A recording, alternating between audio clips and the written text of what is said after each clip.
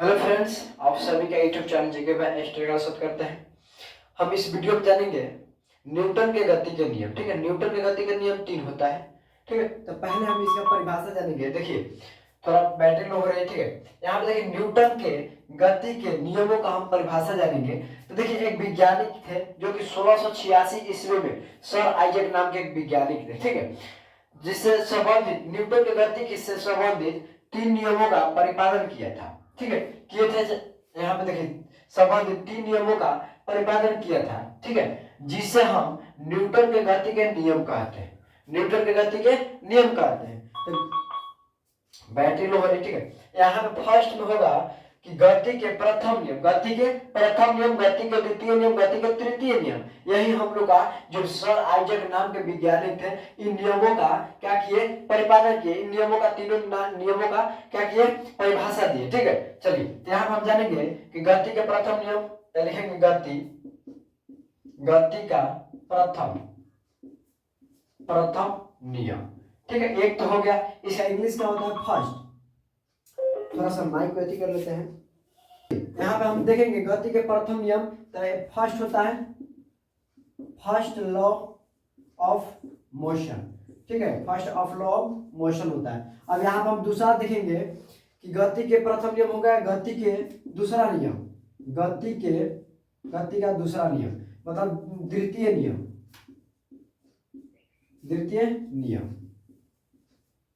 यहाँ पे हो जाएगा सेकेंड लॉ ऑफ मोशन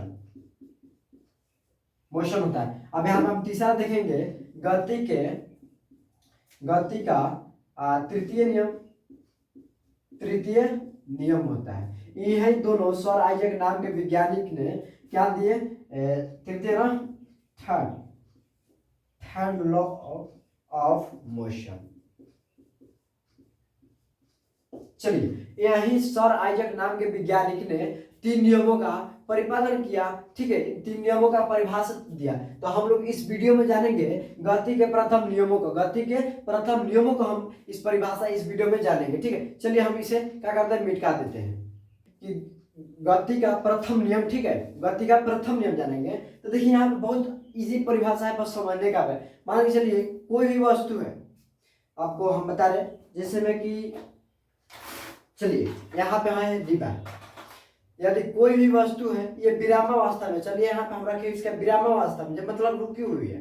ठीक है, ये क्या स्थित है, इस पे कोई जब बराह बल जब इस पे न लगाया जाए तब तक ये हिल नहीं सकती है। इस पे हम अगर जान लगाएंगे तो समझिए कि क्या घसक रहा है, इस पे बल लगा तो घसक रहा है। वही परिभाषा करें गति का प्रथम नियम कि जब कोई वस्तु विरामावस्था में है तो वो विरामावस्था में ही रहेगी जब तक उस पर कोई बल कार्य ना करे, बल बराबर न लगाया जाए। ठीक है, अगर समझिए यहाँ पे, यदि कोई वस्तु विरामावस्था में है तो विरामावस्था में ही रहेगी, और यदि कोई वस्तु गतिमान अवस्था में है तो गतिमान अवस्था में रहेगी। अब विरामावस्था समझ गए, जैसे में डिब्बा है यहाँ पे स्थित है, इसे हम विरामावस्था कहते हैं। इसमें जब तक हम बल ना इस पे लगाया जाए, ये आगे न पीछे हो सकती है। ठीक है, विरामावस्था में ये तो आप समझ गए। विरामावस्था किसे कहते हैं, जो स्थिर है।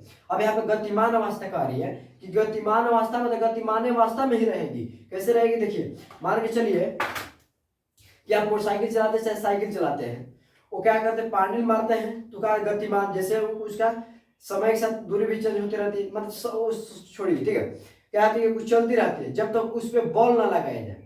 जैसे मैं ब्रेक लेते हैं तो रुक जाती है, तो उस पर क्या हुआ, बल लगा तब जाके हम लोग का रुका। तो वही बोल रहा है कि यदि कोई वस्तु गतिमान अवस्था में है तो गतिमान अवस्था में रहेगी जब तक उस पर कोई बाह्य बल न लगाया जाए। ठीक है, न लगाया जाए। इसी नियम को हम जड़त्व के नियम भी कहा जाता है। ठीक है, आई होप कि आपको समझ में आ गया। आइए फिर से एक बार दोहरा देते हैं कि यदि कोई वस्तु विरामावस्था में तो विरामावस्था में रहेगी। विरामावस्था समझ गए, जैसे में कि यहाँ पे डिब्बा है, यहाँ पे रखा हुआ तो विरामावस्था में जब तक इस पे कोई बल न लगाया जाए, ये घसक नहीं सकता ना हट सकता है। ठीक है, अब यहाँ पे क्या है कि विरामावस्था में रहते, विरामावस्था में ही रहेगी।